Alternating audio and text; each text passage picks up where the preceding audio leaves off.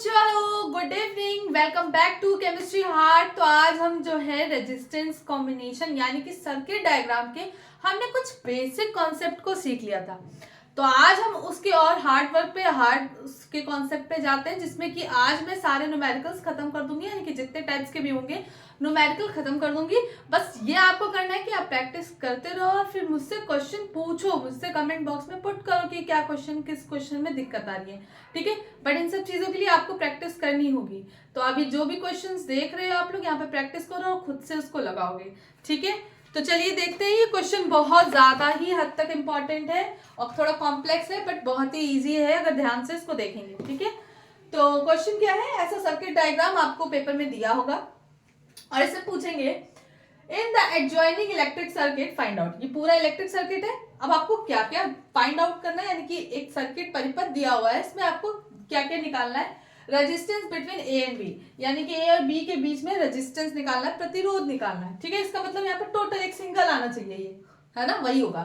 उसके बाद current I flowing in the circuit, यानी कि जो करंट फ्लो होगी, धारा बहेगी आई, उसका क्या मान है, वो वैल्यू क्या है, ठीक। Potential difference between a b, a और बी के बीच में पोटेंशियल क्या है वो हमें फाइंड करना है। And the last one is the potential difference between the end of the 3 ohm resistance, यानी कि यहाँ के बीच में जो पोटेंशियल होगा वो हमें फाइंड करना है, क्योंकि आपको भी मालूम है कि यहाँ पर अलग होगा, ठीक है ना। क्योंकि अगर यहाँ से देखोगे तो ये एक लगा हुआ है, ये अगर पूरा कंबाइन हो जाएगा, यानी कि हम लोग टोटल आर निकालेंगे तो यहाँ भी एक सिंगल हो जाएगा, और आपको भी मालूम है कि पूरा एक तरह से सीरीज में बन जाएगा, एक इधर होगा एक सिंगल इधर होगा, ठीक है। तो ये दोनों रेजिस्टेंस क्या है, यानी कि करंट जो होगी वो हमारी सेम फ्लो करेगी, सीरीज में तो बन रहा है, एक तरह से दिमाग लगाओ। तो इसलिए पोटेंशियल अलग अलग क्वेश्चन में पूछा गया, क्योंकि आपको भी मालूम है सीरीज में पोटेंशियल अलग अलग होता है बट करंट सेम फ्लो करती है। बात की कॉन्सेप्ट को समझो कि इसको हमें सॉल्व करके एक सिंगल बनाना है, ठीक है। तो सिंगल बनेगा तो ये बी के बीच का पोटेंशियल निकालना है, यू हैव टू फाइंड इनके बीच का पोटेंशियल निकालना है, करंट निकालना है, ठीक है ना। तो चलिए देखते हैं। और ओवरऑल पोटेंशियल क्या है सर्किट का, 10 वोल्ट की उसको वोल्टेज दिया जा रहा है। मैं एक बार देख लूं, कैमरा ऑन है, चलो सब सही है। चलिए तो देखते हैं क्या है। तो सबसे पहले हम लोग रेजिस्टेंस निकालते हैं। अच्छा देखो, मैंने कहा था कभी भी कोई भी जब भी इस डायग्राम सॉल्व करोगे तो सबसे पहले करंट निकालो। यहां से निकली, यहाँ गई, अब जैसे ही यहाँ गई, यहाँ जाते जाते ये दोनों भाग में बट गई, ठीक।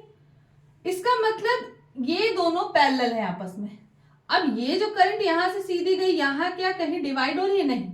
जैसे यहाँ गई, यहाँ डिवाइड हुई, यहाँ डिवाइड हुई, तो इसका मतलब है ये दोनों आपस में कैसे हैं, सीरीज में है, बट ये और ये आपस में कैसे हैं, पैरेलल है। ये इधर गया, ये इधर गया, ये दोनों सीरीज में, ठीक है, और आगे जाके पैरेलल में। तो कुल मिला के ये दोनों सीरीज में है, बट अगर इन दोनों को देखेंगे तो ये और ये जो है वो पैरेलल में, ये और ये पैरेलल में।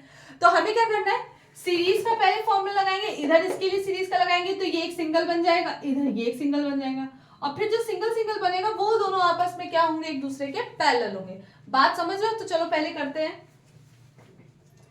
For series resistance. आप देखो जल्दी जल्दी सॉल्व करते हैं, इतनी जगह डायग्राम तो हमें रख करना नहीं है, ठीक है। तो चलो आर निकालते हैं। 4 + 2, पहले इसका निकाल लो फिर इसका निकाल लो, ठीक है। इसको हम R1 मान ले रहे हैं, ठीक है, इसको हम टोटल R1 मान ले रहे हैं। कितना हो जाएगा हमारा, 4 5 6 6 ओम, ठीक।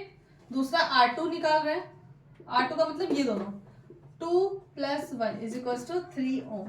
तो इसका मतलब ये डायग्राम कुछ अब ऐसा हो गया,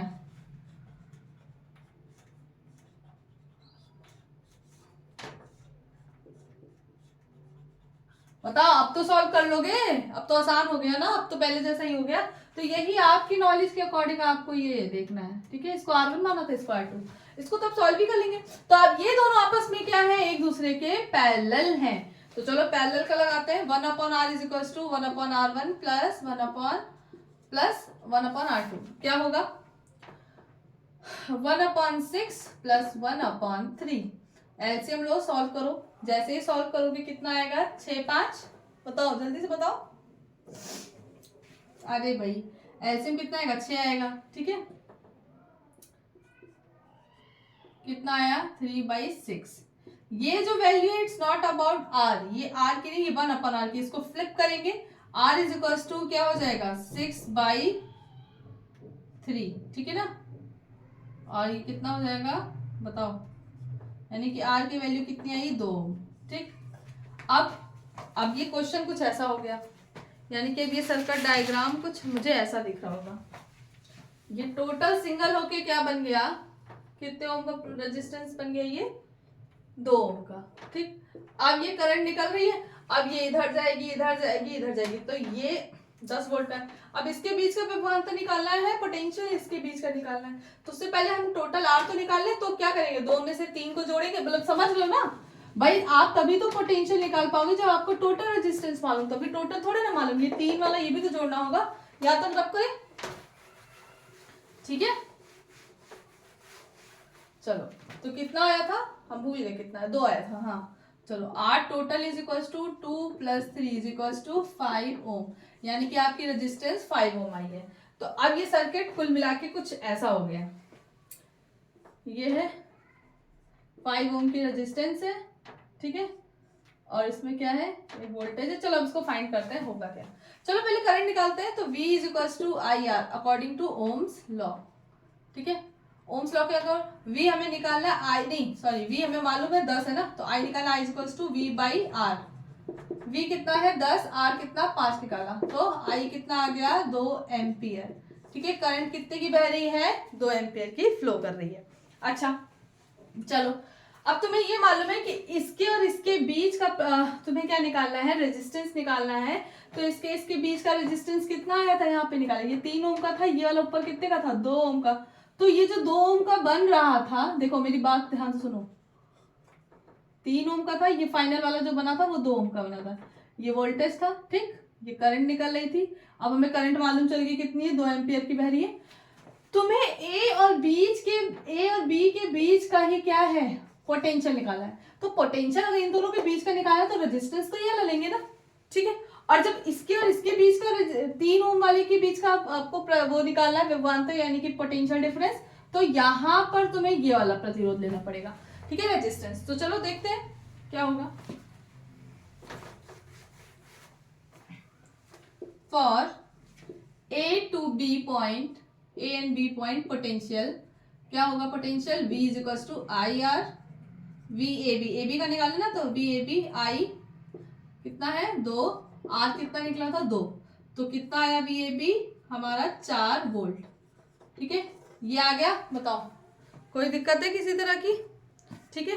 अब potential difference between 3 ohm, fourth वाले के लिए क्या करोगे, V is equal to I R, फिर लगाओगे, करंट तो वही फ्लो होगी, पर पोटेंशियल क्या हो जाएगा और रेजिस्टेंस क्या हो जाएगा हमारा 3 हो जाएगा, 2 है ना करंट, कितना हो जाएगा 3, 3 दूनी 6 वोल्ट, ठीक है। तो यहाँ पर पोटेंशियल कितना 6 वोल्ट का, यहाँ पर कितने का है 4 वोल्ट का। बताओ कोई दिक्कत किसी तरह की, कोई परेशानी, समझ में आ गया। ये क्वेश्चन बहुत हद तक पूछा जाता है, इसलिए और ध्यान से इसको बार बार रिवर्स करके एक बार देखते जाना, कॉन्सेप्ट क्लियर हो जाएगा। देखो ऐसे ही देखो, डायग्राम छोटा छोटा करके तुम लोग को सॉल्व करके दिखाया, देखो कितना आसान हो गया है ना।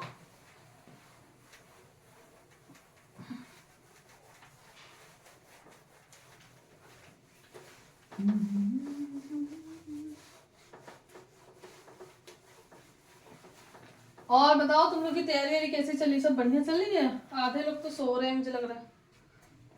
चलो देखते हैं, चलो एक क्वेश्चन है, मैं रेजिस्टेंस फटाफट बना, कैलकुलेट द, लिख लो, calculate the effective resistance in between a and b, a b के बीच में इफेक्टिव रेजिस्टेंस निकाला in the adjoining circuit and flowing current in 5 ohm, अच्छा करंट बताना है, ठीक है। तो एक इन्होंने सर्किट डायग्राम दिया कुछ ऐसा, ये ए है पॉइंट, ये बी पॉइंट है, ठीक।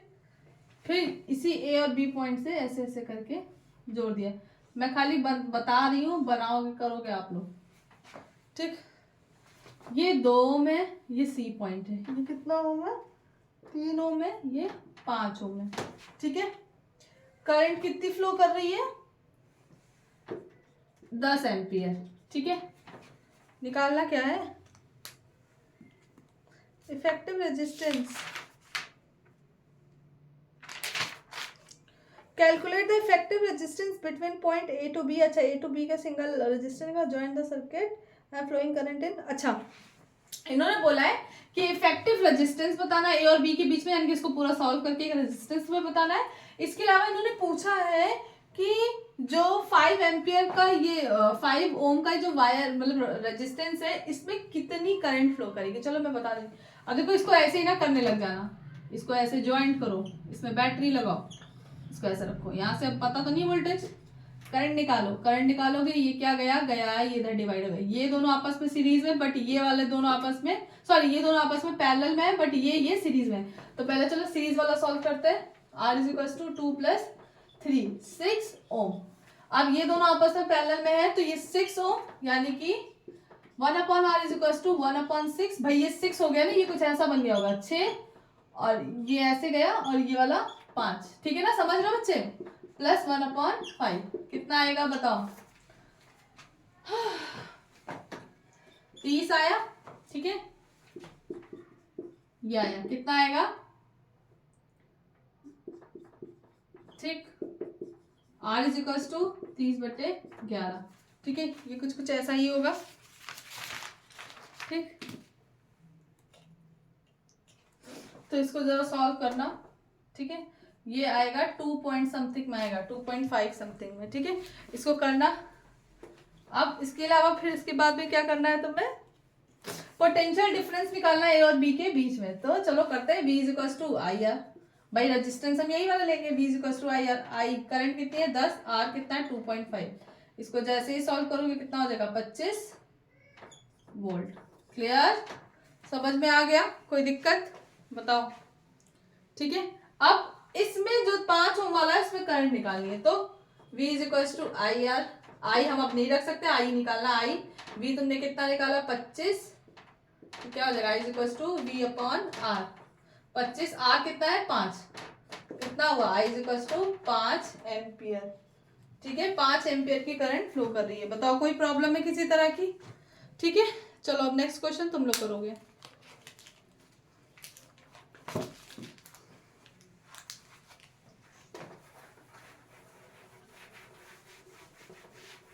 कोई क्वेश्चन में कोई प्रॉब्लम होगी तो बताना। वैसे मैंने कोशिश की कि मैंने हर तरह के क्वेश्चन बता दिए हैं, बट फिर भी अगर कुछ रह गया हो तो मुझसे पूछ लेना। ठीक है, चलो एक क्वेश्चन है तुम लोगों के लिए, कैलकुलेट द इक्विवेलेंट रेजिस्टेंस। ठीक है, क्वेश्चन है calculate the equivalent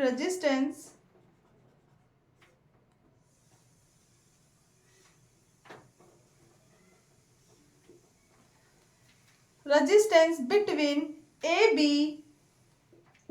AB and AC in the given circuit। अब देखो गिवन सर्किट क्या है, सुनना। ये 3 ओम का है, ये 6 ओम का है, ये 6 ओम का है। इसमें क्या है, इसके बीच की और इसके बीच की करंट पूछी अलग अलग। तो पहले तो रेजिस्टेंस निकालोगे, रेजिस्टेंस को सॉल्व करोगे ना। ठीक है ना, नहीं इक्विवेलेंट रेजिस्टेंस निकाला। अच्छा, इसके बीच का इसके बीच का इक्विवेलेंट रेजिस्टेंस निकालना है। तो देखो भैया इक्विवेलेंट रेजिस्टेंस कैसे निकाला जाता है। देखो नया कॉन्सेप्ट आ गया। ठीक है,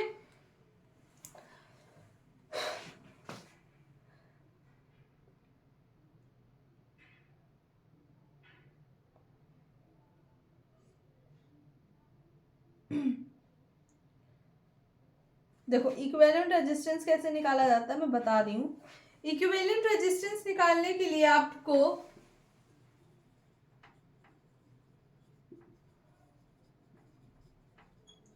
ठीक है ए और बी के बीच में निकालना है, ए बी के बीच में। तो कैसे करोगे देखना, इसको मान लेंगे। अब देखो इसका फॉर्मूला होता है R is R1 into R2 upon R1 plus R2।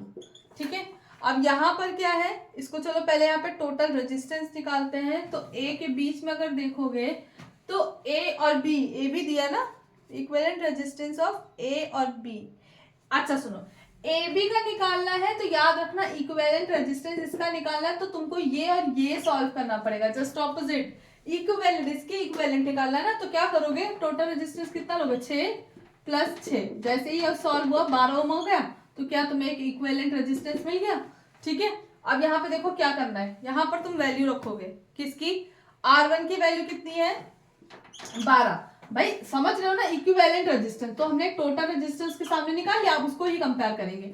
तो हमारा कितना R2 कितना है 3/12+3 कितना आएगा बताओ, कितना आएगा? इसको सॉल्व करके देखोगे तो इसका आंसर 2.4 ओम आना चाहिए, देख लेना। अब तुम लोगों को क्या करना है, तुम लोग को इक्विवेलेंट रेजिस्टेंस किसके किसके बीच में निकालना है, ए और सी के बीच में। अब सुनो कैसे करोगे, ए सी के बीच में निकालना है, कोई बात नहीं, इन दोनों को सॉल्व कर लेना सीरीज में, फिर उसके बाद ऐसे ही फॉर्मूला रखना। मुझे आंसर बताओगे कमेंट बॉक्स में कि कितना आएगा, ठीक है? यू हैव टू फाइंड, क्योंकि इसके ज्यादा तो क्वेश्चन आते नहीं, बट आया है तो इसीलिए इसी में ही दूसरा क्वेश्चन कह रहे हैं कि खुद से करो, ठीक है? सो मैंने सारे ही तरीके से आप लोगों को समझा दिया है। और हाँ, एक गुड न्यूज ये है कि कल आपकी यहाँ पर इलेक्ट्रिसिटी चैप्टर की लास्ट वीडियो आएगी। लास्ट वीडियो कहने का मतलब है कल हम लोग पढ़ेंगे एक नया टॉपिक, जो कि हमारा है हीट इफेक्ट। हीट को पढ़ेंगे और यहाँ पर लास्ट टॉपिक जो है हीट और पावर को पढ़ेंगे। तो कोशिश यही कि कल खत्म करा के न्यूमेरिकल भी इसको खत्म करा के बाइंड अप करते हैं, ठीक है? सो ऑल द बेस्ट, पढ़ते रहो और मुझे कमेंट बॉक्स में जल्दी से बताना कि कौन सा चैप्टर तुम लोगों को पढ़ना है। मैग्नेटिज्म पढ़ोगे, मैग्नेट इफेक्ट, या फिर हाँ मैग्नेटिक इफेक्ट्स पढ़ोगे, या फिर बायो का चैप्टर पढ़ना है, जैसा भी जो भी है, या फिर पीरियोडिक टेबल पढ़ना है, जैसा भी हो मुझे बता देना, ठीक है? Okay, take care, bye bye, all the best.